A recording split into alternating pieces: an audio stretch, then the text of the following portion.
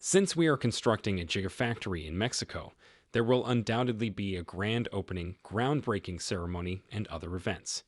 However, we're thrilled to share that the next Tesla gigafactory will be located in Mexico, close to Monterrey.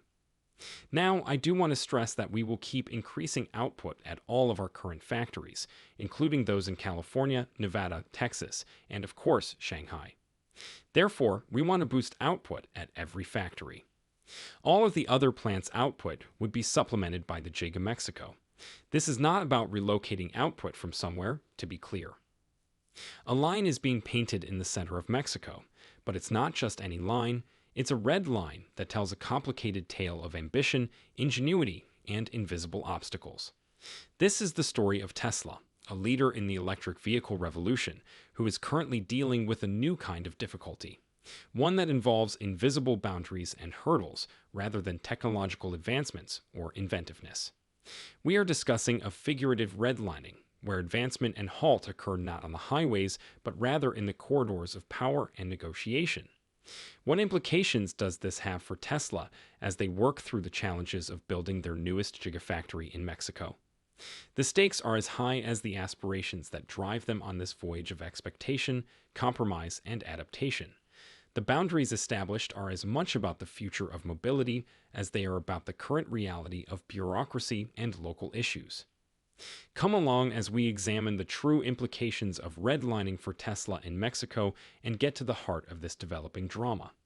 This is more than simply a factory. It is a pioneer of the future, where the environmental and geopolitical realities of today collide with the electric fantasies of the future.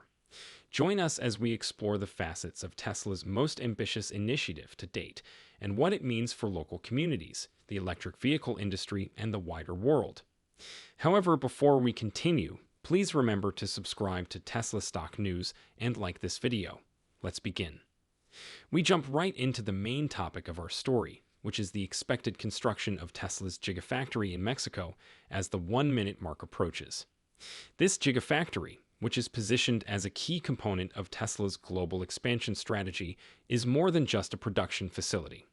It is a representation of the future and evidence of how electric vehicles have the power to change the planet. The project's importance goes well beyond Mexico's boundaries. It has the potential to strengthen Tesla's production capacity and further its objective of hastening the global switch to sustainable energy. This plant is preparing to greatly increase Tesla's production capacity and is situated in Santa Catarina, Nuevo Leon, Mexico. Although there was a lot of expectation that manufacturing would begin in late 2024, news sources suggest that the timeframe has slightly changed, with vehicle production being anticipated to begin in Q1 2025. This change reflects the difficulties and complexities of establishing such a large-scale initiative, which seeks to both innovate in the production of next-generation electric vehicles and increase Tesla's manufacturing presence. Even with these modifications, Giga Mexico's construction still represents important turning points. The factory, which has been dubbed Tesla's most ambitious vehicle production facility to date, demonstrates the company's resolve to increase production in order to satisfy the rising demand for electric vehicles worldwide. It is impossible to overestimate the importance of this gigafactory, which has a manufacturing capacity of 2 million vehicles and an estimated investment of $10 billion. Giga Mexico is strategically important to Tesla's global strategy, as seen by the company's lofty output targets. The factory is responsible for producing Tesla's next-generation car, which is predicted to change the market and retail for around $25,000. It will be manufactured in greater quantities than the Model 3 sedan and Model Y crossover, which calls for revolutionary production breakthroughs. Giga Mexico's objectives are clear, despite the facility's pre-production stage: to dramatically increase Tesla's manufacturing capacity, lower production costs, and increase the accessibility of electric automobiles for a wider range of consumers. The Gigafactory is expected to employ over 7,000 people, which highlights the scope of the project and its possible effects on both the local economy and the global market for electric vehicles. However, a string of setbacks clouds the initial enthusiasm as the plan for advancement collides with the harsh terrain of reality. We examine the core of these difficulties: environmental worries that hang over the project's horizon like clouds, as well as infrastructure problems that range from road access to electricity and water connections.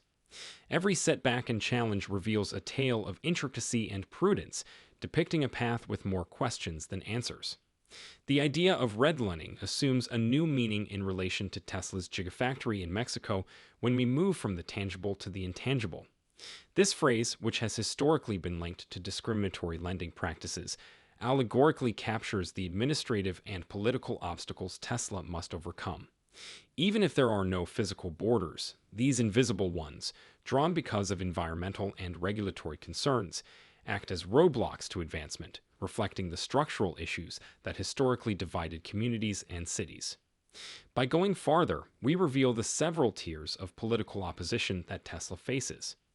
A complicated web of interests and goals has been exposed by some local and national politicians' chilly greeting of the Gigafactory's unveiling, which has dampened the euphoria around it. This opposition is due to the wider ramifications of Tesla's presence in Mexico, including its impact on the labor market, economy, and the automotive sector as a whole, in addition to the more pressing issues of infrastructure and environmental damage. Although legitimate and essential for safeguarding Mexico's abundant natural heritage, environmental concerns can occasionally conceal more fundamental fears about development and change. The conversation between environmental organizations and Tesla highlights the fine line that must be drawn between protecting the environment and encouraging innovation, which is especially important in the age of climate change. In addition, the story of acquiring permits is one of frustration and expectation. Every postponed permission and administrative roadblock represents the greater challenge of incorporating a forward-thinking idea into the current regulatory environment. This narrative is about more than just a factory. It's about the conflict between the speed of governance and innovation, and how red tape can occasionally serve as a red line, defining the limits of what is feasible. It's evident from thinking back on the numerous difficulties and calculated moves we've covered that Tesla's tale is about more than just conquering barriers. It's also about grabbing chances and encouraging creativity. Does anyone else have a keen sense of Tesla's potential? Our pals at Seeking Alpha are navigating over the general cynicism to emphasize the optimism surrounding this massive electric vehicle company. Seeking Alpha is a valuable resource for investors who want to learn more about the subtleties of Tesla's breakthroughs, market movements, and Elon Musk's visionary leadership, as well as for those who are enthralled by the company's journey.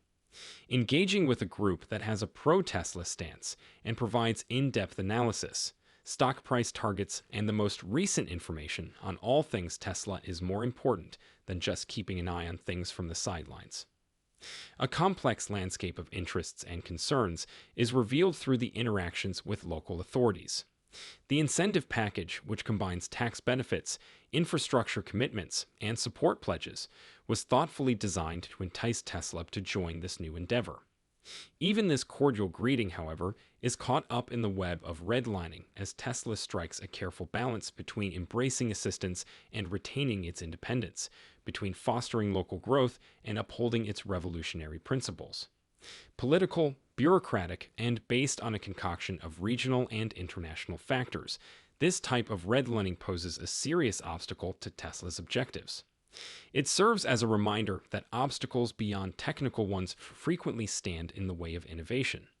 It is dotted with the red lines of negotiation tables, the red flags of social and environmental concerns, and the red tape of regulations. We are urged to think about the wider ramifications of Tesla's predicament as we examine this figurative redlining.